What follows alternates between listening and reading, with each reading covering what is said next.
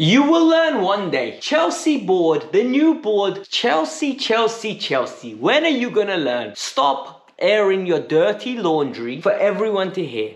And all of a sudden, Christoph Freund, or whatever his name is, the sporting director for Leipzig, rejects Chelsea in a public manner. And once again, like under Rafinha, like under Kunde, like under De Ligt, like under Christian Freund, we are embarrassed. I understand all publicity is good publicity, but in this case, yet again, Chelsea get rejected in public, and I don't know what's next. Let me break the story down. Welcome to the Kavkas View, guys, and in the last 2 days, I took an awful lot of abuse on Twitter. I don't know if you guys follow me on Twitter, but I just simply asked the question, what makes this man from RB Salzburg qualified for the Chelsea role? That was literally my question, and a lot of people abused me, and a lot of people blindly abused me because they were just listening to what the big accounts are saying and how they're decorating it. Oh, Salzburg system is amazing. Oh, Salzburg is perfect. Oh, Salzburg produced Erling Haaland, Mane, Upamecano. They are amazing. But today I'm going to break down what happened, why he rejected Chelsea, why Chelsea have dodged a bullet, because we did not want this man, in my opinion. You can have a separate opinion, to take over, okay? We'll cover that. So all I ask from you is a like button, a subscription to the channel, which is free of charge, best subscription you're gonna find for your regular nutrition for YouTube. I am your YouTube dietitian. I think you need these vitamins. YouTube Kavkas vitamins needed in your body. So hit the like button, subscribe to the channel, and follow me on Instagram, which is in the pinned comment. So before you lot all ask, because you're all normal people, like who on earth knows who sporting directors are? Listen, none of us ever started watching football and said, you know what, I can't wait to know who the sporting director of PSG was. And when we were on the playground playing football, none of us just said, Luis Campos. None of us said that. None of us called out Luis Campos' name before we took a shot. I'll break it down. So Christian Freund, I think that's how you pronounce his name. Sorry if I'm butchering your name. He was the manager of Salzburg from 2006 to 2012.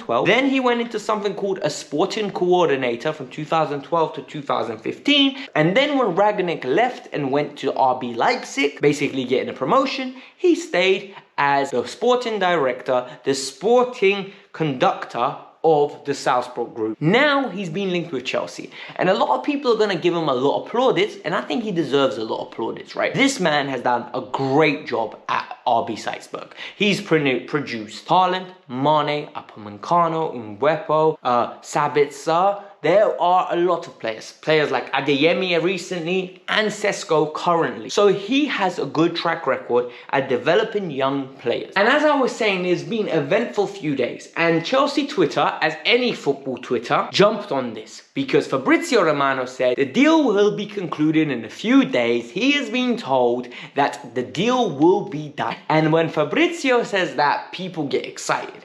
And I took a step back because I'm not mentally attached to a sporting director.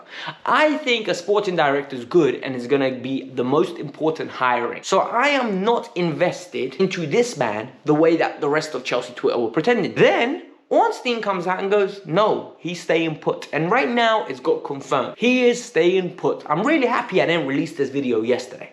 I didn't jump the gun. I said, you know what? Let me give it 24 hours. Ornstein said he's not pushing for this move. He is honored and respects the fact that a club of Chelsea's stature is interested in him. He's already rejected 2 or 3 clubs from England for Salzburg. So let that sink in. This man is happy. Why would he want to leave a secure job to come and take over a new sporting directive and become somewhere an emblem of something that could fail, when he's somewhere that's very successful? Guaranteed league title every year, Champions League qualification every year, decent showing in the Champions League every year, yet people will consistently say what a great job he's doing. So what, he's going to throw that away for who? For who? Why? He's not going to do that. He's not an idiot. And Babe Jacobs reiterated this as well. In a statement that RB Salzburg made to him, they do not want to lose their sporting director. They will heavily compensate him. They will make sure they do everything in their power to keep him. And this happened. They've released a statement. He's not going anywhere. Everyone tried to say, you know what, this is like Brighton and Cucurella.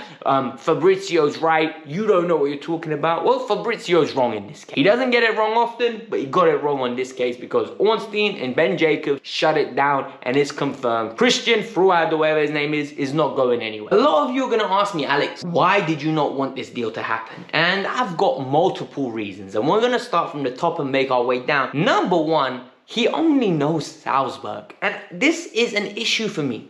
Look, guys, I think the next the director of football that we get in is more important than Graham Potter. He's more important than any player that we are going to sign, because this is the mastermind, this is the brain to the system. This man will direct our club for the next 10 years in a specific direction, right? So it's either going to be, we're going to be competing on a regular basis, or it's going to become a feeder club mentality where we're just presenting youth, selling it off, developing them, giving them a great career in the long run, but at the same time, we're just competing for top four. And for him, he's only achieved it at Salzburg. So people are going to ask me, Alex, but who else? How is he going to prove himself? Well, let me give you a question. Michael Edwards was at Portsmouth, Liverpool, and Tottenham, right? Those three. Paul Mitchell was at Southampton, Tottenham, and Monaco. Luis Campos was all over Europe. He won it with Lille. He's at PSG. He's got shares in Celta Vigo where he's doing his job. Jorge Mendes is doing it with Wolves and other clubs, right? There are agents that are sporting directors, and there are sporting directors that are purely sporting directors. This man has only been integrated into the Salzburg way of doing life. And this is a system that was created by Rangnick, and he played his role. So taking him out of that nucleus, taking him out of his comfort zone and putting him into a new unknown under the Bowley group, what do you think is going to happen? It's either going to be phenomenal or it's going to be terrible. The risks are too volatile. The shares are going to go through the roof or plummet. There's never going to be a middle ground for this. Number two, a lot of people are going to be throwing the talent that he's acquired. Upamecano, Mane, Haaland, I get that. But how many of those players that have been developed are A, good enough for Chelsea now? Haaland and Mane, yes. The rest of them, I would hold my doubts. And two, would have become this at Chelsea. Apart from Haaland, who's been a machine from the day he came out of the womb scoring goal. Mane played at Salzburg, had to move to Southampton. He was there, I think, for 2 years, and then he got his move to Liverpool. Is he going to have those initial stages of growing, developing at Chelsea Football Club? No. He won't, because Chelsea need to remain consistent. And people are saying Chelsea will have feeder clubs. That is a beautiful idea on paper, but in practicality, we don't know how that's going to work. So at this moment in time, we're just going to be hoarding talent. We're going to be buying all this talent that is not going to be developing properly because they're not getting first team minutes. It's not that easy to develop. You're ruining people's careers, and people don't want to accept that because they like the idea of having all the best talents under one roof. When really, these talents aren't going to become what they are. They're not going to become Sadio Mane.